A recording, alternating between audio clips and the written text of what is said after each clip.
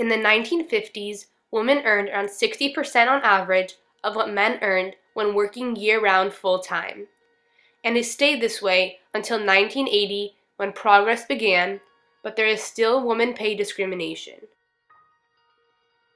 Women make 77 cents for every dollar men earn, which is a gender wage gap of 23%. Women are almost half of the workforce. They receive more college and graduate degrees than men. Yet, on average, women continue to earn considerably less than men do. Female business majors earn a little over $38,000, while men usually earn more than $45,000. Among men and women who took teaching jobs, women earned 89% of what men earned. Studies also show that men are more willing to negotiate salary. David Newmark did an experiment in Philadelphia where he sent individuals into a restaurant to work as waiters and waitresses. He then concluded that women were discriminated against in high-paying restaurants. The woman's application was much less likely to be accepted, and they were much less likely to even get a call back.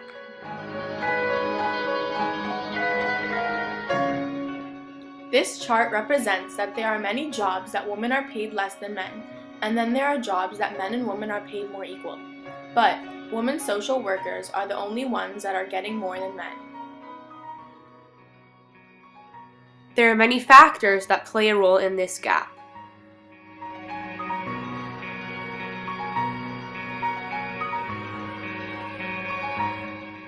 Some policies that are designed to help balance work and family have a tendency to push women to go on maternity leave.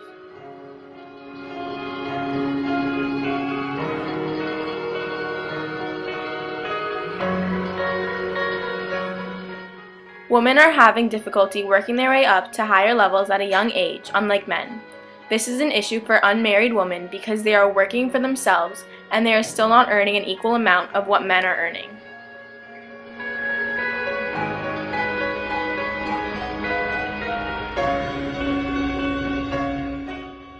Mentorship has been a long-term issue, especially in male-dominated areas. People are more supportive, encouraging, and helpful to young men than they are to young women. The Equal Pay Act of 1963 is a federal law which prohibits pay discrimination on the basis of gender. Section 7 of the Civil Rights Act was passed 1 year after the EPA and expanded workers' rights with respect to discrimination in the workplace.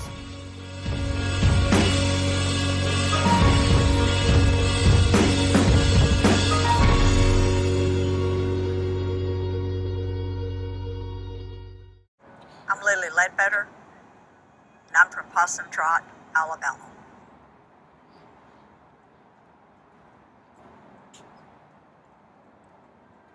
I hired in with Goodyear February 5th, 1979. I wanted to be a part of the radio plant in Gadsden. We needed to work because we couldn't make it just on one salary. We couldn't pay for our home and we could not pay the mortgage. It took two people in the middle class to manage and earn enough money to sustain a family of 4 or more. I wanted more for my children than I had had, and that's why I worked so hard. There were not any women above me in management at Goodyear and Gadsden. It had only been men. Most of the women who had had those positions, they didn't last. I go into work one evening and I look at my mail and here's this note. It has 4 names and it was the 3 men and myself. We had the same job. The lowest paid one, he had less education, less training, was younger. He was already making $600 plus more a month than I was.